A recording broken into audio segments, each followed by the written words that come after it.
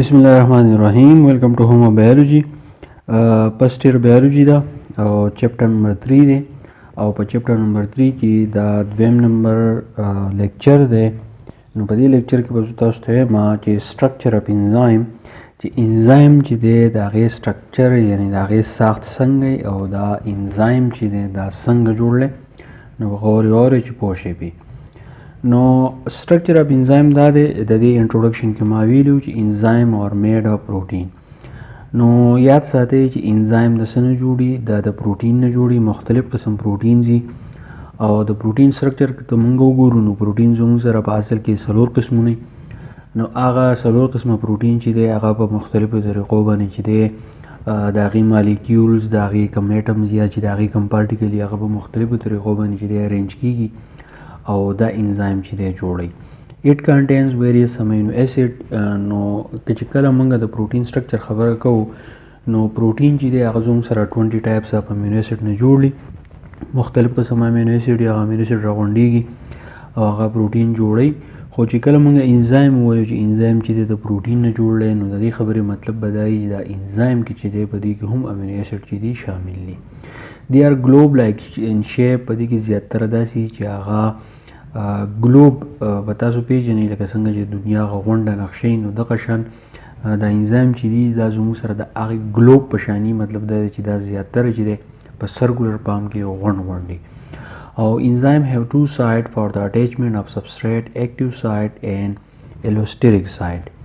اوس چې کله د انزایم یو سیس ته اټیچ کیږي لکه ریاکشن کیږي زموږ سره 2 ریاکټنټس یا 4 5 هر څونه ریاکټنټس وي نو هغه چې کله د یو بل سره میلاویږي. ما تاسو ته دا خبره کړې وه چې د هغې ریاکټنټ میلاوېدو دپاره چې دی اکټیویشن انرژي پکاري. نه هغه اکټیویشن انرژي ډېره زیاته پکاري.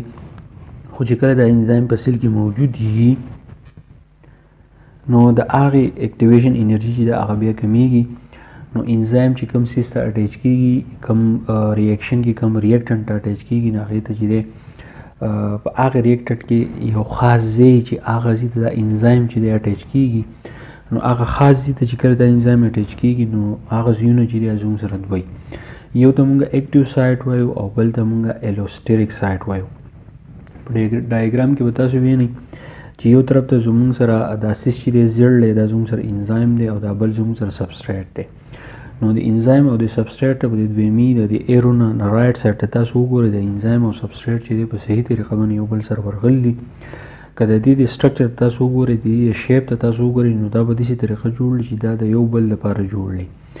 لکه دا بالکل فټ ورغلي نو دا زموږ سره انزایم سبسټریټ کمپلیکس چې دی هغه زموږ سره جوړوي. اوس اکټیو سایټ څنګه نو اټ از ا پارټیکولر سایټ ان انزایم ویر د سبسټریټ بایندز.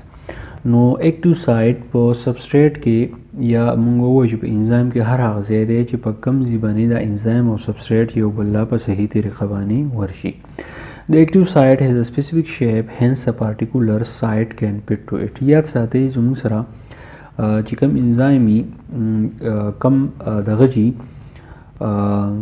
سبسټریټ کې چې کوم اکټیو سایټ وي نو هغې یو خاص انزایم چې دی نو هغه ول ورځي یا یو خاص سایټ باندې دا د یو بل سره میلاویږي. د دې مثال زه داسې والم دا لکه د هرې تالې دپاره چې دی خپله چابي هره تالې چې د په هره چابي باندې نه کولاویږي نو چې کله تاسو یو تاله په چابي باندې کولاوئ نو د هغه چې دی یو خاص سټرکچر باندې چې دی جوړوي نو دغه شان انزایم چې سبسټریټ له ورځي نو د هغې یو خاص سایټ وي چې هغې ته موږ اکټیو سایټ وایو. او اکټیو سایټ از میډ اف 3 to 12 امینو اسید. دا فقره چې دا د ایم سی کیوز د فیل ان د بلینکس لپاره دا اهمه ده چې هغه اکټیو سایټ چې دی هغه د 3 نه والا د 12 امینو اسید پورې چې دی نو هغه جوړي. بیا زموږ سره الوسټریک سایټ دی. الوسټریک سایټ چې دی دا زموږ سره د 2 لفظونو نه جوړ دی. الو ته موږ وایو ادر او سټیروس ته موږ وایو سایټ. نو د دې مطلب څه شو؟ د ریمیننګ سرفیس اف ان انزایم ایکټ ایز ا فریم ورک کالډ الوسټریک سایټ. نو په انزایم کې داسې یو ځای چې هغې له سبسټریټ ورځي بالکل فټ نو هغې ته موږ اکټیو سایټ وي. خو کله چې د هغې سبسټریټ چې په کوم ځای باندې ورځي یعنې د هغې اکټیو سایټ نه علاوه باقي د انزایم چې کومه نوره حصه ده د هغې ته الوسټریک سایټ وایي.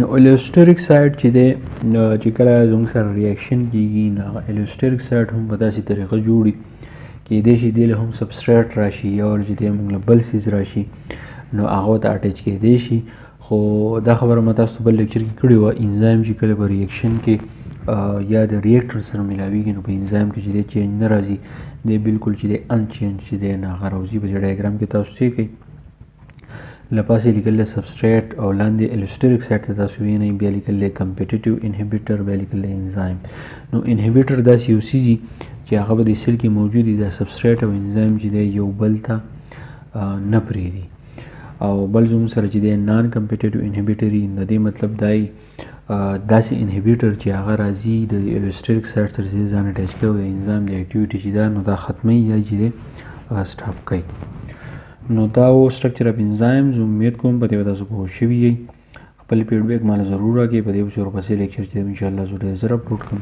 تھینک یو ډېر مننه